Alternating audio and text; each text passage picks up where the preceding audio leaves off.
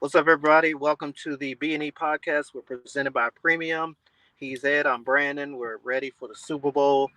We got Chiefs and Niners on Sunday, the finale to a very good season indeed. Ed, how you doing on this Friday? I'm doing good, man. Can't wait for the Super Bowl this season. It always seems like these seasons just fly by. Like I remember we just started in the preseason and it's like a snap of a finger and boom, here we are again, ready to end the season with the Super Bowl. But yeah, man, I'm doing good. How are you? I'm well, thank you. We're gonna get into this opening drive. You want to take that on? Yeah, let's get into it. All right. So the Bucks center Ryan Jensen is retiring. He went to the Pro Bowl in 2021 and won the Super Bowl with the Bucks. Running back Rex Burkhead is also retiring after 10 seasons in the league. Burkhead finished with 17 career rushing touchdowns. Mike McDonald has left the Ravens to become the Seahawks' new head coach. And the Commanders have hired former Cowboys DC Dan Quinn as their next head coach. I'm going to talk about that a little later. But let's get into this game, though. All Super right. Bowl. Yep. Before we get into it, this episode is brought to you by Premium, a CBD health and wellness company. Check out their line of CBD infused products, which are a perfect after workout refill for athletes, a pain reliever for weekend warriors, and even a natural sports drink for us armchair quarterbacks. Their featured product is CBD infused honey, which is a personal favorite of mine, as well as tinctures and mint and natural flavors. They are veteran, women, and minority owned. So come get some of this sweet temptation and taste the premium difference. Use code BNE for 15% off your order.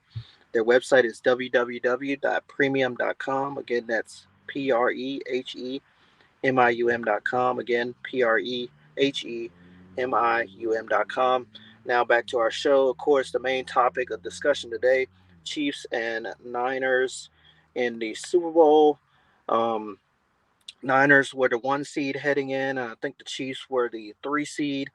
Chiefs hosted a wild card game and they went on the road to beat the Bills and my Ravens. Now they're in the Super Bowl. Um, at this point, I'm going to go with the Chiefs. Um, Obviously, it seems like the better roster, um, better talent on both sides of the field.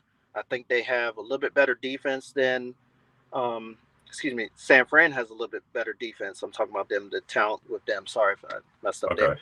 Um, all that's leans towards San Fran, a better record, all that kind of stuff. But when you, at the end of the day, when you got Patrick Mahomes and Kelsey out there, Kelsey dogged us in the AFC Championship game. Patrick Mahomes really didn't do that much overall compared to other games against us and other games throughout the season. Um, but when you have Kelsey, Mahomes, obviously, and um, Andy Reid out there, it to me the chances are better. San Francisco, I think offensively, Brock Purdy's going to struggle a little bit. I think Steve Spagnuolo defense is going to give him some fits. I always talk about George Karlaftis. I can't get his name right today. I've been talking about him all season. And big man Chris Jones out there. Um, that San Francisco 49ers offensive line is one of the best in the league, but those guys are going to be ready to hunt. Um, they gave Lamar fits last week. Kansas City did 2 weeks ago, excuse me. So I see about the same. I think the secondary is going to hold up well against Devo and Brandon Ayuk. I do think, though, the X factor obviously is going to be CMC. hmm Um, and then on the other side, Pacheco. I think both these running backs are going to be X factors for their teams uh, in this game. So, yeah, as much as I want to see San Francisco win, I just think that Kansas City, this is their pedigree. Um, they've been to what, four out of the last five? Well, this will be their fourth out of the last five. They've got that Super Bowl experience that we all talk about. Um, Obviously, there was some discussions early in the week with the practice field for San Fran. hmm How will that factor into it? Like I said, strange things happen when Kansas City is involved.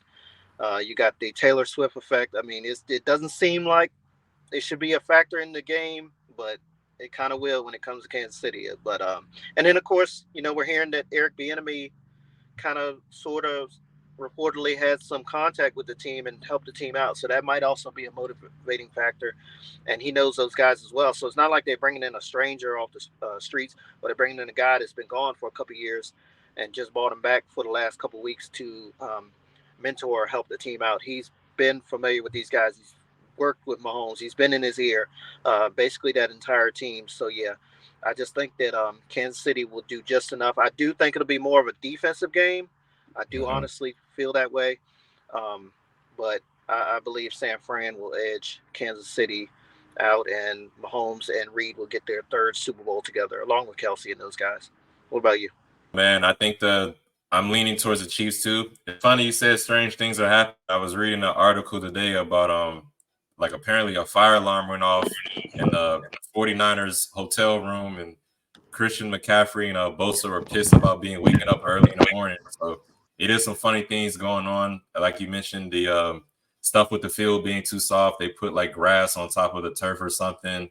So little weird stuff going on, but I don't think it'll have too much effect on the game. But back to the game, though, I do agree with you. I think it'll be a defensive, more of a defensive game. I want to see who's going to be able to run the ball, who's going to be able to stop the run.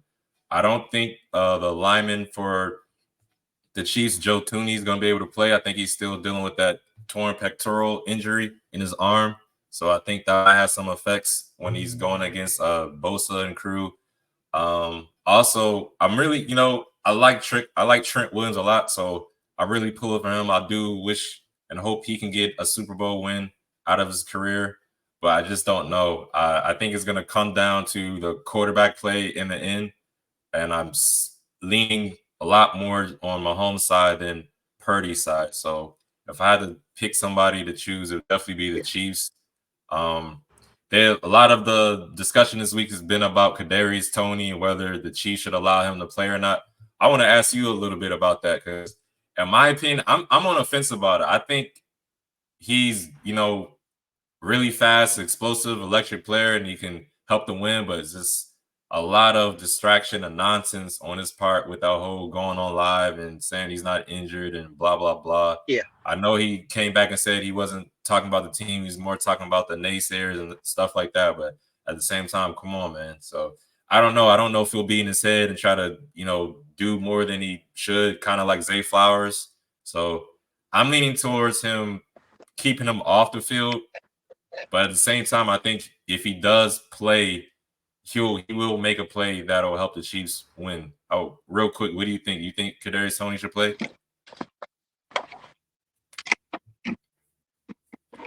I don't think so, because I don't see where it proved that it wasn't he wasn't talking about the Chiefs. You Mm-hmm. know, in my opinion, I don't. Yeah, I just go by the first comments. Of course, he's going to come out and say that now, when they're potentially about to win the Super Bowl. And like I told you, like I said in a jokingly matter, was I was wondering if the Chiefs would give him a Super Bowl ring if they won. Um, Obviously, he's still on the roster. He had a part with them Yeah.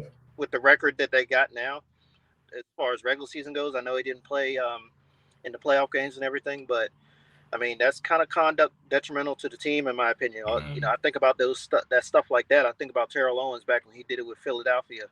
Um, that's part of the reason why got moved around so much because of his mouth. But um, yeah, I wouldn't play him honestly, and they did fine without him against us and Buffalo and was it Miami? I think was the first game if I'm not mistaken.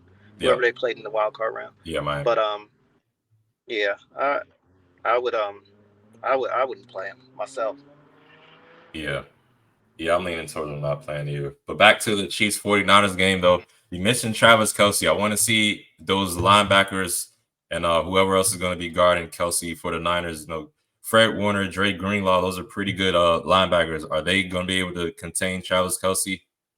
Yeah. I think they'll do a good job on him. I kind of want to see somebody like knock his block off a little bit just because he kind of got on my nerves in y'all game too, just with his antics and him being able to get in y'all heads and trick y'all out of y'all position like that. So I kind of want to see him take a good lick. I don't want to see nobody get hurt. I'm not saying nothing like that, but I do want to see him take a good lick and be like, God damn, they out here hitting. But yeah, who's gonna be able to stop the run? Who's gonna be able to run the ball? I do think the I could see a similar position how you guys couldn't get the Chiefs off the field and the Chiefs getting these long drives in like 5, 6, 7, 8, maybe even a 9-minute drive in and keep it that Niners offense on the field because I do think if Purdy gets in the rhythm, him, Debo Samuel, Brandon Ayuk, George Kittle, as you mentioned, even Jawan Jennings, if they get in a good rhythm, this offense is explosive and they can do some damage. So the Chiefs defense, I want to see how y'all do against this 49ers offense. I don't think they'll make the same mental mistakes as the Ravens offense. Guys fumbling the ball, Lamar, not having his best game. I do think Purdy will come out there, and he's also proven that he has the ability to come back from behind and do what he needs to do to win the game. But in the end, I just think Mahomes will do what he needs to do. He'll make a couple more game-winning plays, and the Chiefs will win this. But I will say this: if the Niners can run the ball, if Christian McCaffrey can run the ball, catch the ball out of the backfield, I won't be surprised if the Niners do win this. And I believe Vegas does have the Niners favored by 2 in this game, so looks like the odds makers are picking the Niners. But it's hard to go against Mahomes at this point. But I do think I'm hoping it's a good game. I think I'm trying to think of a score. I think it'll be 21 17 Chiefs. That's my scoring prediction. I think it'll kind of be back and forth. I think in the end, Mahomes will get them on a game-winning drive and break people's hearts and put himself even up more there in history. He's already got a Hall of Fame career already, but if he wins it, how I think he'll win it, a comeback drive, game-winning drive, that will definitely catapult him up there in the stratosphere as one of those guys who's like the GOAT. But yeah, man, can't wait for this game and see what's happening. All right, let's get into these coaching updates. I'm gonna start with my Commanders. Well, first let me say this: the Cowboys, they hired Dan Quinn. No, excuse me, not Dan Quinn. Mike Zimmer. He's gonna be their new defensive coordinator. Yes. I think that's a good pickup for the Cowboys. I know he's a little up there in age, but he does seem every team he's been on, in my opinion, the defense is usually good or average at best. So I do think that is good. But I want to talk about my Commanders. I mentioned in the opening drive how we hired Dan Quinn as the head coach. I'm kind of, at first I was scratching my head like, I don't know, but I'm looking at these other hires we got. We hired Joe Witt Jr. as our defensive coordinator. He's a former secondary coach with Dallas, so Dan Quinn's bringing him over. We also brought in, what is my guy's name? Jason Simmons. He's going to be the defensive backs coach and our defensive passing game coordinator. He's a former player. He was a safety drafted in '98, and he started coaching in 2011. His last team, he was with the Raiders as their secondary coach and defensive passing game coordinator. I'm not really too knowledgeable about coaches, but I was doing a little bit of research, just looking at the previous regime, and the guy in the previous position, Brent Weiselmeyer, if I said his name right, he was our secondary back coach, and he had some experience. Previously, he was with Jack Del Rio with the Raiders in 2017. Then Jack Del Rio got fired, and John Gruden came in, if everybody remembers that. John Gruden didn't take Weiselmeyer with him. I'm sorry if I'm butchering your name, sir. And he went on to become a high school coach. And then he got back on with the Commanders in 2020 and has been, the defensive back coach ever since. But last year, definitely, you've been talking about it like the last couple of years, how our secondary is a weak link, and I definitely can't disagree with that. But I do think that Jason Simmons will be able to coach our cornerbacks up a little bit better than Brent was able to, because, you look at the Cowboys, DeRon Bland became a household name last year. Trayvon Diggs, both of those guys were turnover machines. So I think he can help us help the cornerbacks become ball hawks. I'm hoping that the cornerback whose name escapes my mind at the moment that we drafted in the first round last year can have a comeback season, because his rookie year was real tough. He had some really bad matchups, and he was getting his butt whooped where he got benched a couple of times. So hopefully Jason Simmons can come in here and coach up these guys and make them play a little bit better. Also, we got Brian Johnson coming over. He was a former offensive coordinator for the Eagles. He's going to be joining our staff. I don't know exactly what his position will be yet. I'm sure he'll be working with the quarterbacks, though, with Cliff Kingsbury, who's our offensive coordinator. Speaking of Cliff Kingsbury, I think now that he's hired, I'm not sure of the future of Sam Howell. I think they're probably going to try to do something with Caleb Williams, one of the top quarterback draft prospects. So we'll see how that goes. But I do have a better feeling with this coaching staff. But at the same time, we could have Don Shula, Tony Dungy, Dick Vermeil, Andy Reid, all those good coaches, great coaches. We got to have some players on the field too. You have great coaches and coach them up, but we got to have some great players on the field too. So I want to see what we're going to do in free agency and the draft and all that stuff. But I do like how we're looking a little bit more now with these hires. One more thing we were texting about.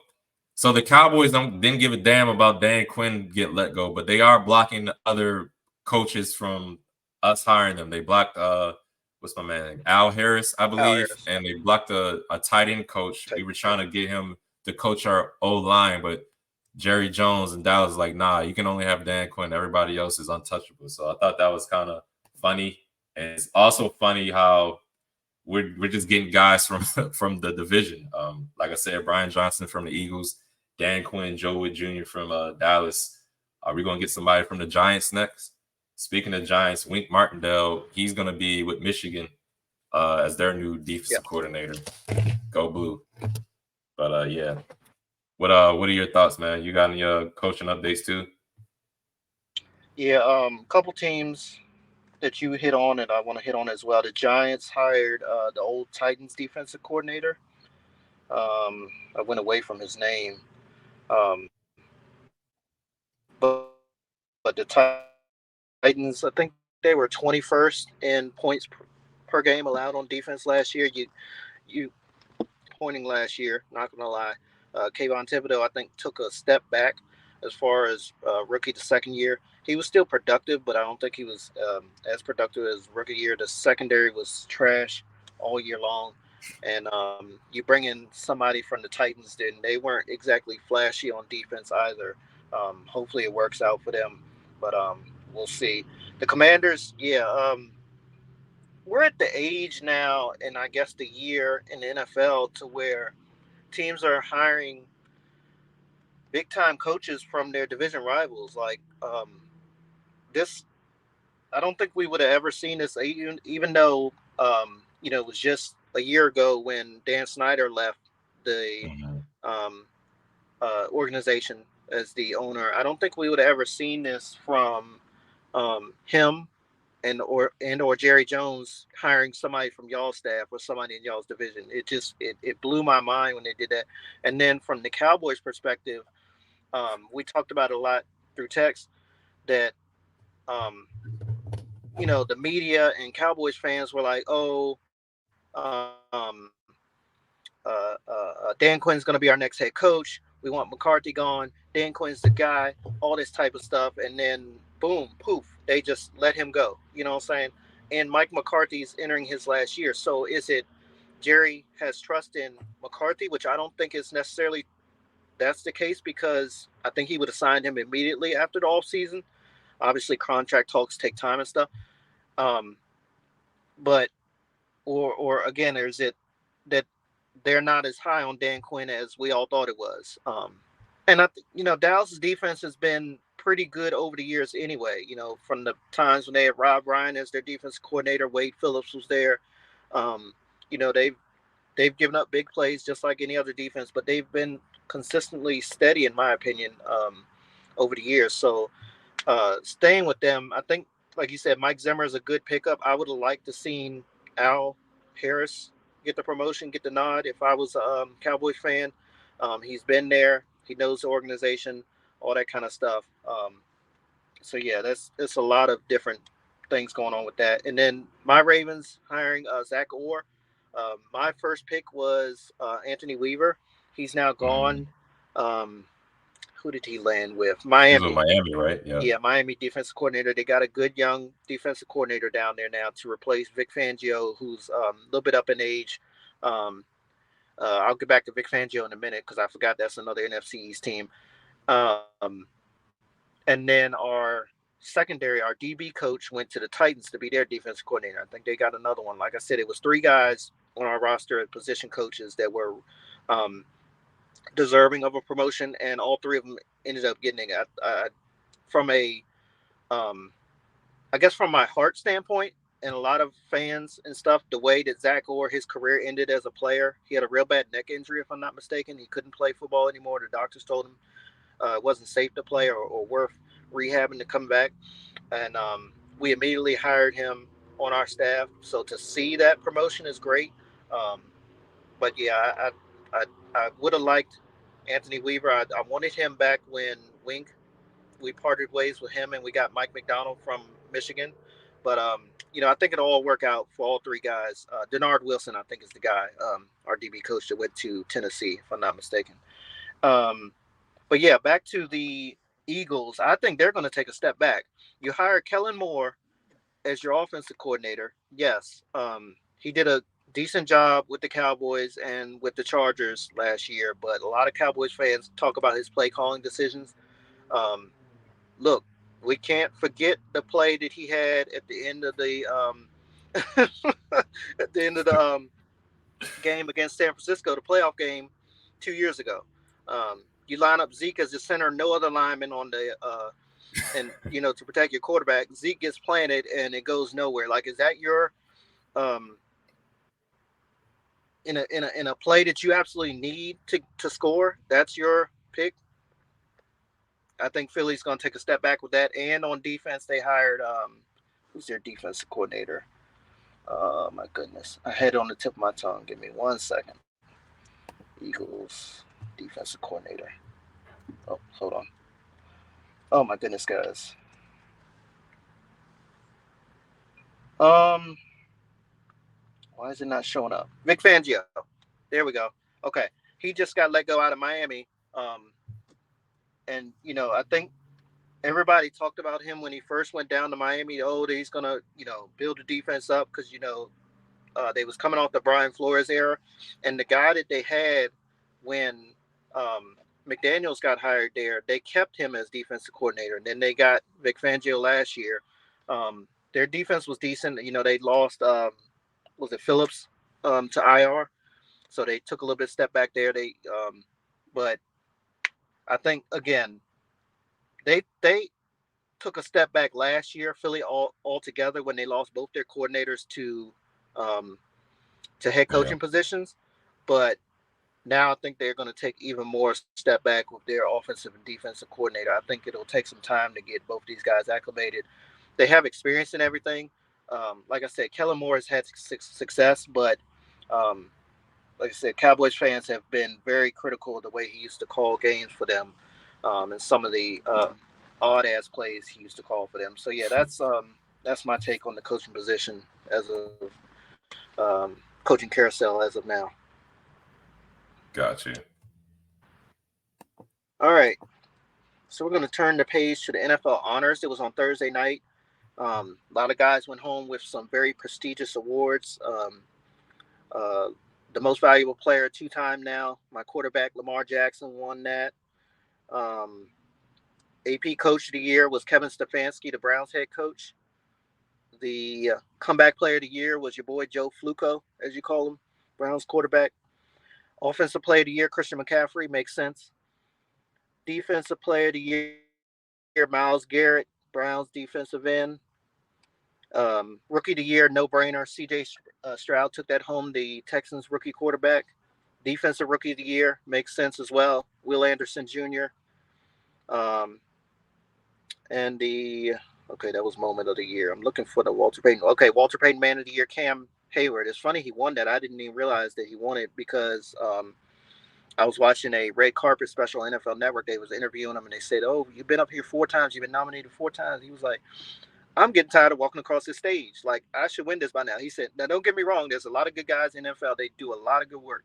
He said, "But I'm tired of being up here. I just want to get my award, and be done with it. So yeah, hats off to Cam Hayward. He finally got his nod there for uh, Walter Payton Man of the Year, the best award you could have. So yeah, congratulations to him. He's a very good guy.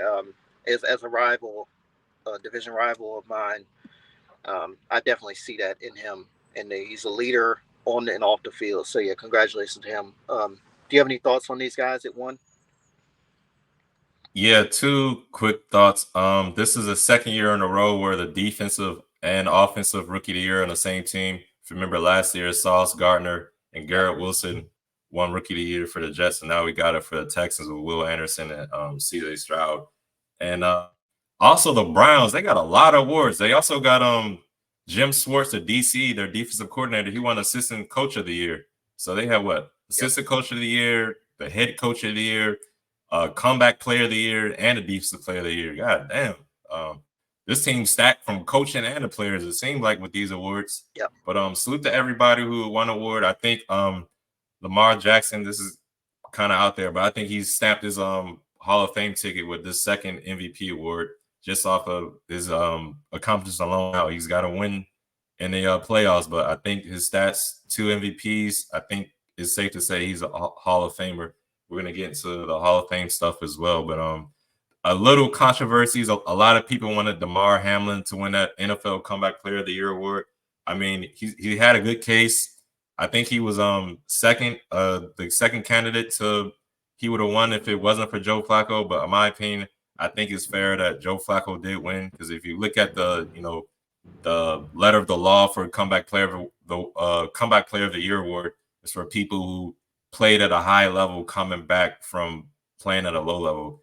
Now, Damar Yep. Hamlin's got a great case just because, the stuff that happened to him, very tragic, a scary situation that happened to him, and he's able to come back from that, just mentally get back on the field and play. But, realistically, he wasn't like a starter. He did play, but didn't play as much as Joe Flacco did. And Joe Flacco, coming off the couch, I thought his career was pretty much over, but he led his team to the playoffs and everything like that. So I thought it was deserving for Joe Flacco to win that award. But yeah, shout out to everybody who won. And I want to say Cam Hayward had even more. I think it was more than four. I want to say it was like 5 or 6 times he was a candidate for Okay. Walter Payton Man of the Year award. So Probably. salute to him for finally getting that done. But yeah, shout out to everybody who won. And let's get into another part of the NFL honors, this Hall of Fame, the guys who were finalists for the Hall of Fame. I'm going to read them off real quick. DN Dwight Freeney, wide receiver Andre Johnson, linebacker Randy Grandishar, linebacker Patrick Willis, D tackle Steve McMichael, DN Julius Peppers, and last but not least, coming in as mainly a kick returner, Devin Hester, Ooh. Mm. all made it to the Hall of Fame. I remember Dwight Freeney, that patented spin move he had, as like even late in his career, he was still able to beat guys with that some of the times. I know they had to be on the scouting report. Look out for his spin move. It didn't matter. That move, especially when he was in his prime, I used to watch boom. He could get off that spin move so fast. I was like, damn, this dude's nice. Also, salute to my guy, Andre Johnson. I always remember him getting into it with Cortland Finnegan of the Tennessee Titans back in the day. They got in a little Yep. scuffle where Andre Johnson got some lumps in on him. And Devin Hester, man, I think that was really cool. He got in as a kick returner, super electric. Remember in the Super Bowl, I think it was against the Colts, right? And Tony Yep. Dungy was like, "We're gonna kick it to him. We're gonna stop this Yep. guy." He was like, "Okay, thank you." Ran Mm. it back for a touchdown. Tony was like, "Yeah, we shouldn't have done that." But yeah, I thought salute to everybody who won. I kind of upset my guy, not upset, but disappointed my guy Fred Taylor, running back for the Jacksonville Jaguars back in the day. I know he been campaigning. He was actually a finalist, a semifinalist. His name got brought up this time, so I think he's getting closer and closer. One day, Fred Taylor might get in, and all the other guys who didn't get in, I hope you got a chance to get in next year and all the years in the future. But you got any thoughts on these guys who were able to get in? Yeah, man, you hit the nail right on the head on all these guys. Patrick Willis, man. They used to Yeah, call him Little Ray when they first drafted him. Um, what a career he had. I know it was kind of short lived there. He kind of got out of football sooner than I think he should have, but I think it's kind of fitting. I think he wore 52 out there for San Fran as well. Sideline to sideline, made every hit on those guys. Man, they was afraid to go across the middle. Him and I can't remember who he was. His teammate, another linebacker there. I can't remember on the top of my head right now. Julius Peppers, another one, man. I'm glad he was in the Yeah. NFC for most of his career. Because the guy I'm going to talk about last, we dealt with in the AFC for quite some time. Very deserving there, Julius Peppers as well.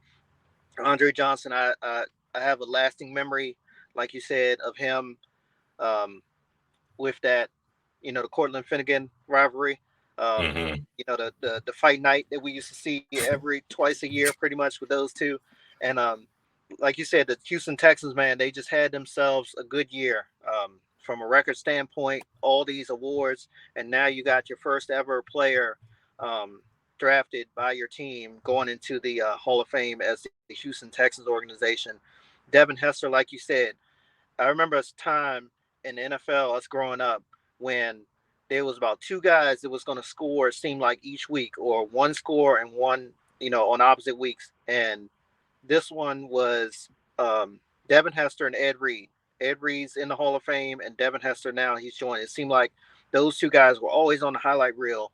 Um, and Ed did special teams as well, but it wasn't no Devin Hester, man, for sure.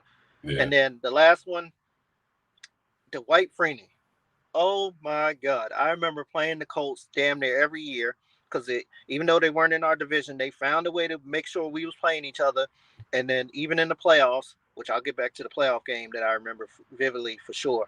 Um, we had an All-Pro, Pro Bowler, Hall of Famer, left tackle for several years. He was our first ever draft pick, Jonathan Ogden, one of the best in the business, not even being biased. But when he had to Mm-hmm. go up against Dwight Freeney, man, I remember going into those Colts games on the schedule. I'm like, fuck, we have to deal Peyton Manning on one side, and then the quarterback on the other defense, Dwight Freeney, and he made everybody else around him better. Bob Sanders was playing around that time. It was a bunch of guys. I mean, oh man, we had some long games against those guys, and led by Dwight Freeney on defense there. And then the playoff game I'm talking about, we played them one year in Baltimore, if I'm not mistaken, and nobody scored a touchdown that game. I think it was 15-6 final, and they still beat us. And Dwight Mm. Freeney was a big part of that, man. I think the weather was a little choppy that day, but yeah, like you said, that spin move, man. It was like every time I heard turned around, 93 was in the backfield. I'm like, come on. We could put the tight end over there. We put the fullback over there to help. We could put the running back there. It didn't matter. He was doing his thing for sure. So yeah, it's I think we mentioned it last year around this time. It's good to see the guys that we grew up watching more and more the entire career that we saw that we're more familiar with going in. The Mr. Randy, and Mr. Steve. Steve McMichael sounds familiar. I want to say he played for the Oilers, if I'm not mistaken. Could be thinking of somebody else, but it says senior there, so I'm a little lost. But yeah, 5 out of the 7 guys going to the Hall of Fame we saw a lot of, and they're very worthy of getting in there. Like you said, Fred Taylor should be in there as well. Seems like I wish we could have a couple more guys going each year, but he'll get in there eventually. So hats off to these guys. I think it was Torrey Holt is another one that's not in there that they Mm. mentioned on red carpet show I was watching last night. Man, Torrey Holt should be in there as well. I got big game on big game, Torrey Holt. Yeah. Mm-hmm. But yeah, congratulations to the Pro Football Hall of Fame um, class of 2024. Very well deserving. I'm looking forward to seeing their speeches in August. Yeah, for sure. It looks like I just looked up Steve McMichael. Most of his career, it looks like he played with the Bears. I think he also played with the Packers and the Patriots, and I believe he coached a little bit too. But That yeah, was way like you off. said, shout out to all those guys who were able to make it to the Hall of Fame this year. Yep. But all right, everyone, that is it for another episode of the B&E podcast. I want to thank everybody who watches. If you can, like, comment, subscribe, share on our YouTube. Follow us on X and Instagram as well. And hope everybody has a good weekend. Check out the game if it's going to be on CBS. Cool. Nickelodeon is also going to be doing a stream. Hopefully, I can check some of that out because Oh yeah, I forgot my man's name who does that, but I Nate think he's a Burrows. really good. Yes, he's Yeah. a really good analyst, and I like when he commentates too. So I'm gonna try to check out some of that too because who's it gonna be? Tony Romo and Yep. my other guy who commentating. They cool, but Tony Romo is starting to get Yep. on my Yep. nerves a little bit for some reason. But Mm-hmm. yeah, everybody have a good weekend and stay safe out there. All right, take it easy.